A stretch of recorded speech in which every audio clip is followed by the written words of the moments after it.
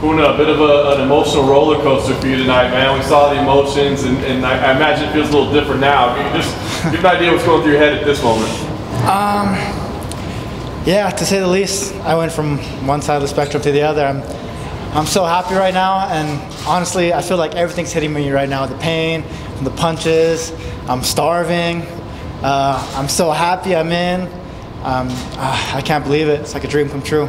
Earlier, I mean, did you just assume, like, dude, I didn't get the finish, there's no way they're going to take me? To be honest, yeah. That's kind of what I was thinking. What, as the fight was unplanned, I mean, we saw you obviously going for it, you know, to start with throwing power, but as the fight's unfolding and you're having trouble, you know, scoring that big shot, what's going through your head at that point? Are you making adjustments? Give me an idea.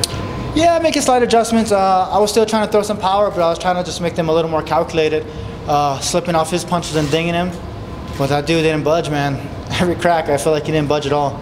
Yeah, and this time it's different because you guys can actually hear Dana talking while you're sitting there waiting. So, what do you think about the words that he said? You know, that yeah, you didn't get the finish, but the way that you fight, the way you were going forward. I mean, what did you think about his description of your performance? It made me feel happy inside. You know, the big boss man to say some good stuff about you. I just want to keep that momentum going, snowball, and keep having him say good stuff about me. Yeah, last thing for me, I mean, you're still very young in your career, but you're in the UFC now. I mean, what's the first step for you? Do you start calling people out and you know, booking big fights for yourself, telling them they got to go to Hawaii? I mean, what's the plan? That's something I probably got to work on. I'm the worst at calling people out, being tough. I'm as tough as nails when I get in there, but outside I'm happy, playful, joyful. Probably first things first is get something to eat. You seem like you had a pretty big weight cut. Was that starting to catch up with you, feel like, in the later rounds? Nah, I didn't have a big weight cut at all. I was like 6 over. It was really easy. It took like 3 hours. Made it. So you didn't feel like it affected you? No, just probably his toughness just affected me, you know. What's it like for you to compete in this building, kind of a historic moment, historic night for the company? It was crazy. You know how if you're walking on like a high rise and they say don't look down? I was trying not to look around because I knew when I first walked in yesterday, I got to see the bright lights, the fans. That's the last thing I wanted to do. I didn't want to get starstruck, so I just tried to keep my eyes on my opponent. What's it like walking out with no music? That's probably the first time you had to do that, right? Yeah, I guess so, really. I walk out all the time with no music in wrestling, though, so years and years of that, I guess I kind of am used to it. Haven't done it in a while, but I can always revert back to it. It's not that hard. What's going through your mind when you're watching the other fights? You know, like you were the last fight, so you have to sit through 3 and one finish and then one crazy fight and then one kind of blowout. What's going through your mind? To be honest, I'm super superstitious, so I'm counting all the red corners. I'm like, oh, the red corner won. Oh no, the red corner lost. Oh, is all the red corner gonna lose? Oh no, I'm next. I'm gonna lose.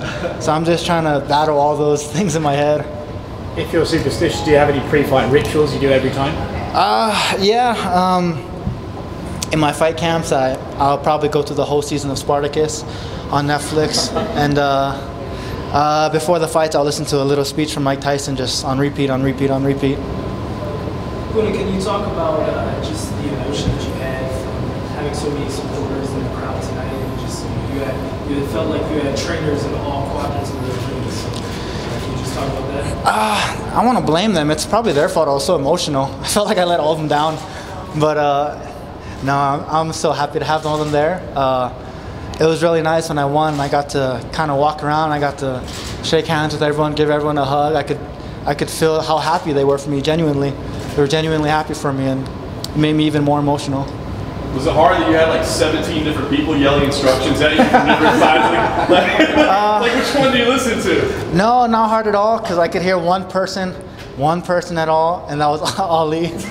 He was the main person I could hear. And I'm used to it, though. I hear him every day in practice. What brought you out from Hawaii to Las Vegas? Danny brought me out, actually. He's kind of honestly led me out through my whole life. I feel like I made him join wrestling first. Like I told him he should join wrestling. And he went to college and he was like, oh, you should come to college. And I was just like, all right, I'll go to college. And after college, he was like, you should come to Vegas. Okay, I'll go to Vegas. And there I am.